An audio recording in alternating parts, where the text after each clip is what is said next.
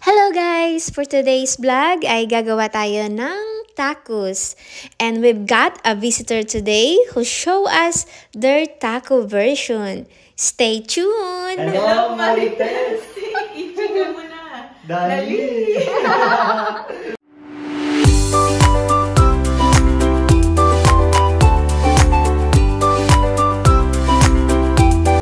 Allora, ngayong gabi, ang aming menu ay... ¿Cuál es el nuestro menú, stasera? Tacos. Tacos! Allora, abbiamo soft tacos. Perché dahil ay dalawang types ng tacos. Yung hard tacos, yun yung may chips. At yung tortillas yung gamit niya. Tapos yung soft, yung ganito yung gamit. So, for tonight, ito na lang gagamitin namin. Kasi madalas pag kinakain yung hard tacos na nagka-crack na Crunchy. tawag ito, yun. Crunchy. Natatapon lahat. So, ito yung assistant ko, si Francesco. Say hi! Hello! First ingredients natin ay yung onion. Naman yung isa pa sa mga ingredients, karne. Usually, beef yung ginagamit. Beef. Kaso, dahil may mga bata, so, nag-mix na lang kami ng beef at saka pork. Ang dami kami binili, 3, kasi marami kami dito. Tsaka lahat kami matatakaw. So, 1.5 kilos yan. Then, may bell pepper, kung ingredients. Bell pepper. Sasama natin to sa pagluto ng karne. Tapos, meron din tayong taco seasoning. Wow. Tacos. Pag wala kayong mahanap, pwede na rin yung burrito seasoning. Kasi masarap din siya. Ito naman sauce. So, para lang siyang, tawag dito, para lang siyang ketchup. Pero pwede din ilagay sa tacos. Yung salad na ilalagay. Salata. Sa lata. Tapos, tomatoes and mais. Etong mga to, ilalagay na siya ng fresh dun sa tacos. Okay. So, ang lulutuin lang, eto gagawing guacamole, yung smashed avocado.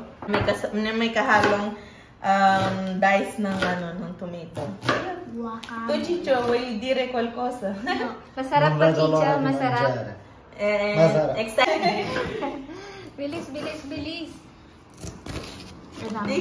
Tagliamo. Okay. Kasi talaga pag sa tacos, ako yung Ano mo yan? assigned. Forte mo. So, magigisa na tayo ng karne. Okay. Okay, so ngayon, magigisa na tayo ng bawang, ng bell pepper, tsaka ng karne. I-season natin siya kasi yun yung pinaka-importante sa tacos. So first, chichamida ile chipotle. Onion. Onion. Minsan, hindi na ako naglalagay ng onion. Depende. Kahit walang onion, okay lang din. Madalas ko din nilalagay na onion na yung yellow. Yellow ba yun? Pero kahit ano naman, okay lang. So, anong Pero okay na difference? din siya. Anong difference nun? Kulay. So, after natin igisa, dapat maglambot lang yan. Kasi lalabas yung tamis niya pagka lutong-luto. Tapos after, ilalagay na agad natin yung bell pepper. Kasi yung bell pepper, matagal maluto. Daron? No, hindi naintindihan ng ating assistant. Hanggang ngayon na lang yung work niya kasi.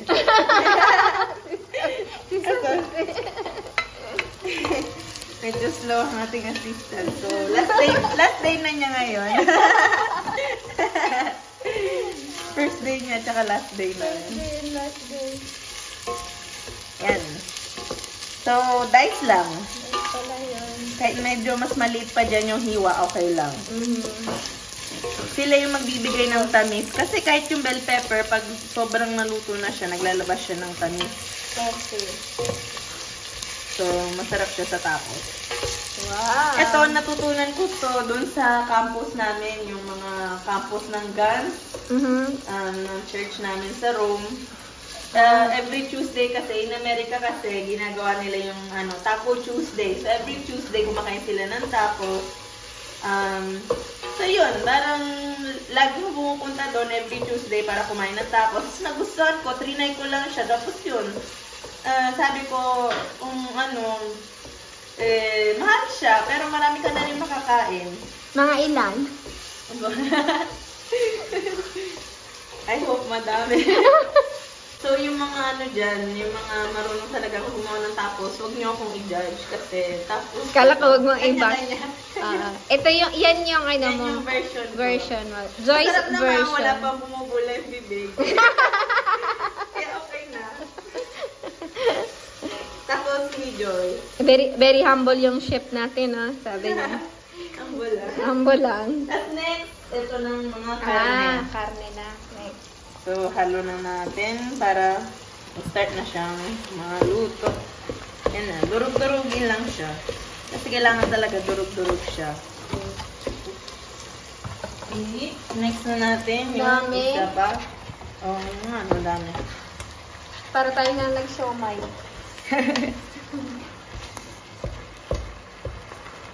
Tapos lagyan natin. Medyo mahirap lang siya ngayon. Parang walang sense yung ginagawa. Pero pamaya pag, na medyo napasok ko. Pero pag naluto-luto na siya, lumabas na yung oil niya, luto na, lagay na yung mix. Masarap. Tinangkilik yung sariling luto. Syempre. Sino ba mga sa atin? Sino aangat kasi tayo din naman, diba? Tayo lang. Kailangan panoorin to ni Ate Luz. Ate Luz, ayaw wala ka dito. Kakain ka na lang namin. Papadalhan ka namin dyan. Sa Kasi Veron. baka maubos namin habang nasa daan. Sorry na lang.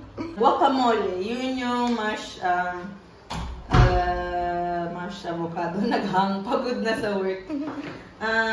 So yan, dapat pipili kayo ng avocado na na malambot na para madali siyang i-smash. Hinog na. Hinog na yun. Malalaman naman kasi madalas brown na yung Tsaka pag pinisil-pisil mo, malambot na.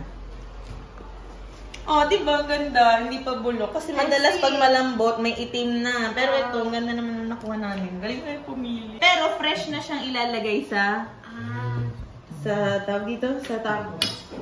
Okay. So, yung niya, yung size niya, parang cubes din.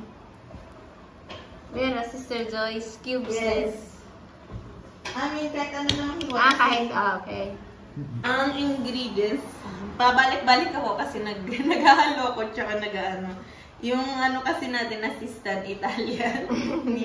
Sì. L'ho fatto ma avevo dato perché se lo butto qui come lo schiacciato. Vabbè, uguale.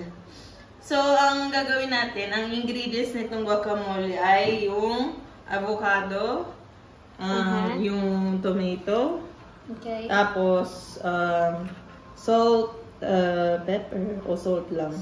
Tapos lemon or lime. Usually lime yung ginagamit nila. Pero okay na rin yung yung lemon. No, wala akong exact na basta lutong-luto lang siya. Na alam kong malambot na yung karne, tapos amoy na, tapos dikit na yung lasa. Yun yung alam ko na luto na. Pero, tapos pwede mo siyang init-init lang. Halimbawa may late na dadating. Yes, kailangan natin ilagyan ng seasoning. Ngayon, niluluto ko muna ng ice. Sobrang dami nung karne kasi ito lang talaga yung main ingredients na nilalagay. Instead na malagay tayo ng sali or other ingredients, meron ka ng seasoning na ilalagay. Pero pwede din magdagdag ng tawag dito, ng salt. Okay.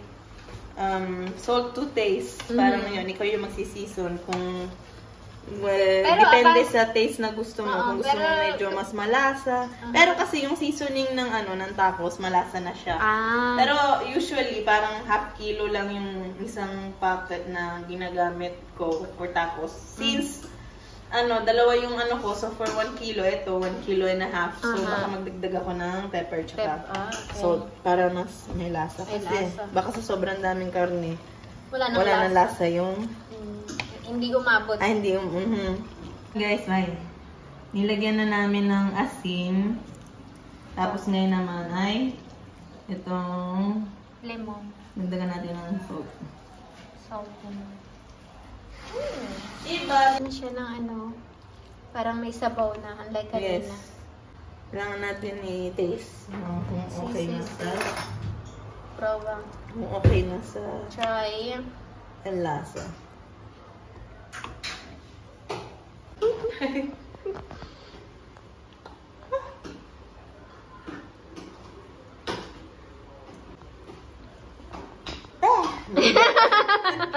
Ay, naman. Siguro magdagdag tayo ng konting. Parang hindi kumbinsido doon. Nagpatay. Pakipatay naman. Charot. So, kung titingnan nyo, lumabas na yung ano niya, yung oil niya. Wow. Kaya nyo lang siyang maluto sa sarili niya. Pwede ba yan iulam? Eh, pwede. Sa kanin. Lahat may kanin. Pinoy talaga tayo. Kanin talaga. Secondo te, Ciccio, mangiamo questa carne con il riso, va bene? Certo. Essendo Filippini, certo. Feeling ko ano talaga. Meron din siyang mais. Oh guys, meron din Yan, mais. mga fresh na siya. So, parang na siyang kebab na after nung karne. Yung karne lang yung luto, tapos fresh na yung iba.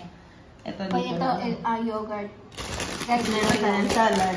May salad. Ito, pag once nakakain na tayo, saka natin papainit. Madali lang naman ito. Si. Ito naman. Ito, para siyang, ano ba yan? Parang ketchup lang, sauce lang din siya. So, pwede kung gusto mong i-add mo. Okay. Pero kung kahit wala na nito. Pero dahil kasama siya sa package, ay yung sa kit, Oo. di Sa- gamitin na rin tayo. Oo nga, no. Sarap okay. ng ano, guacamole, Ganyan tsaka yung no, cheese. pomodori. Cheese. Pang family yung ano namin, yung Is total. Walang naiwan. Okay.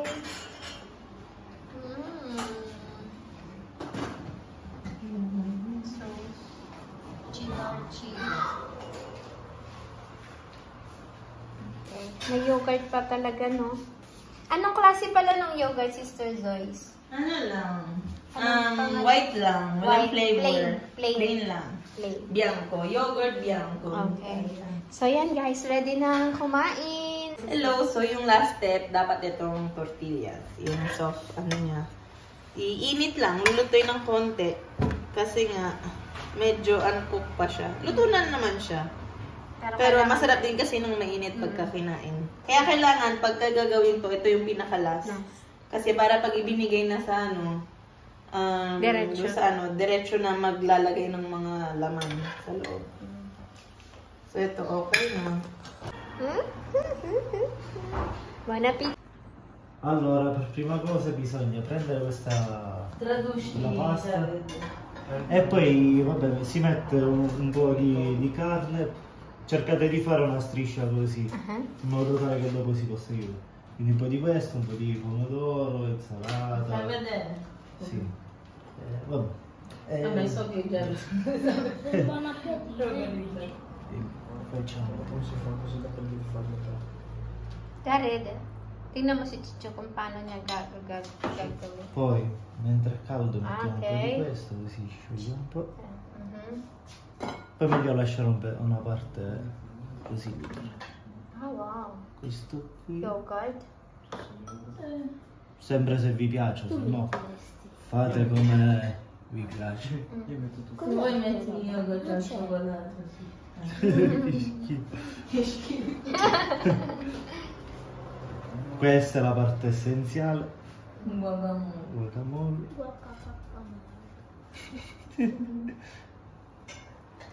Va bene. E poi cucciara Jessica. Questo qui per il punto. Ah, Allora, un po' di questo. Ecco Ciccio. Grazie. Cos'altro? okay. No, basta. Pomodoro. Bello caldo. Okay. E poi L'ultima? chiudi. È questo, no? No, quello a parte. Ah, ok. Poi chiudi qua. Chiudi. Così. Non mettete troppo ingredienti perché sennò non riesci. Enjoy. Enjoy! Enjoy your meal! Mangiare senza far cadere un po'. Ang bagal ni Jared. Ma non mi piace. Sì, generoso. Questo. Vabbè, lascialo, Cos'è? si riesce a chiudere. Ketchup? È È ketchup. tipo ketchup, sì. Ah, la salsa quella lì. Salsa Sì, dyan. perché fa Ah, parte allora del uso. kit. Io non metto ketchup. Poi insalata. Okay. May another version. Ay, mahulog. Uy, Safety. formaggio. Finito. Ay, pala insalata. Mettete la piadina quello là sotto perché... Come si Esatto, c'è fa? quello tutto in fondo che è... Ok.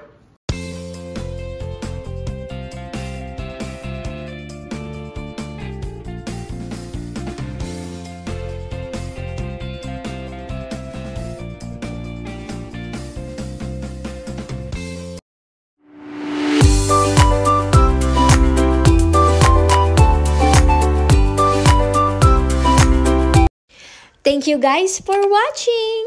Till next time.